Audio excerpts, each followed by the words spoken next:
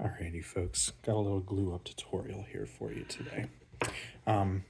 This particular piece here, right, because of the angle of it, is not exactly easy to glue in the orientation that we want to.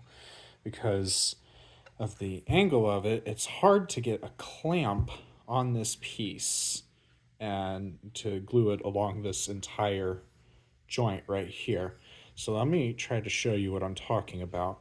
The only real good place to put a clamp is up here on this flat edge. And I'm just pushing down with my thumb, and I hope that you can see that I create a little bit of a gap down here at the bottom when I do that. So if I only clamp up here at the top, I'll create this gap down here, and that's not really what we want. We want it to be tight the entire way, like so. So how do I do it if I can't get a clamp anywhere but up here? Or again, I'm only putting pressure with my thumb. A clamp would actually put a lot more pressure than this and lift it possibly even more than that. So here's what I do. I put a little line mark right here with a pencil, signifying the center of this piece right here. I'm going to set it down on the table like this, and I'm going to line up the center of this post with that pencil mark. And then I'm going to take a square, and I am going to make sure that it is square all the way down, and we're flush with the top and everything. And now my square, as long as I don't bump it, is my guide for putting this piece back on. So then the next thing that I do is I put some wood glue on here.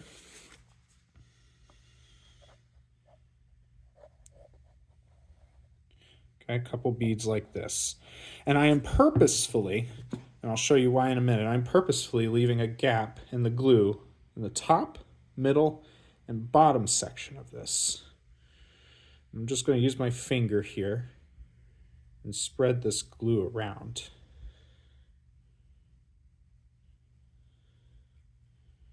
Okay. All right, so used my finger, spread the glue around. So then here's the trick.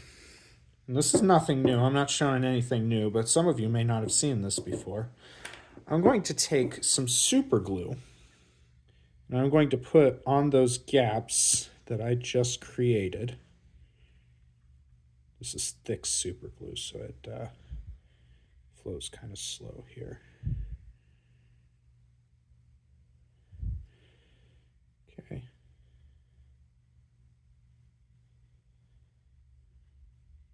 Okay, so now I got the wood glue and I got the super glue on here. And now, leaving my square exactly where it is, I'm going to take this accelerant, which causes the super glue to cure in seconds. I'm going to spray it along that little ridge right there. And now once the super glue comes in contact with the accelerant, it'll cure quite quickly, but the accelerant also evaporates fast, so I gotta spray a lot of it. Okay, so now I take this and I tilt it so that the super glue doesn't quite come in contact yet. And I use my square here to keep things straight, because this all happens very, very quickly, right?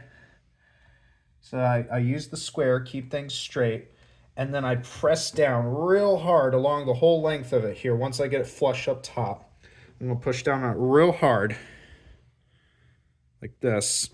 And it only takes about 5 seconds.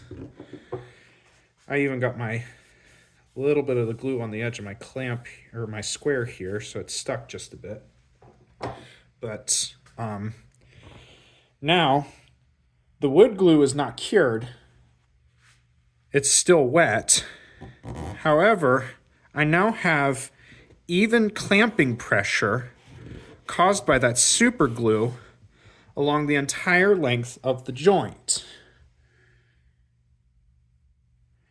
And that super glue, after it dries, actually holds pretty darn well. I'm not going to twist this or anything because it doesn't have crazy strength, but you can see I'm holding it by this little angled piece, and it's not coming apart. So that will hold for long enough for the wood glue to cure and hold that joint together permanently. And I just need to take a wet cloth here and wipe away the wet glue. And I also had a little bit of super glue come out right there. It's actually quite easy to just take a chisel like this and pry that up with a chisel like that. And then I can get the wet wood glue that was underneath the super glue. But that's basically all there is to it. Now I have a joint that I don't have to worry about clamping, and it's going to hold well enough for that wood glue to do its job.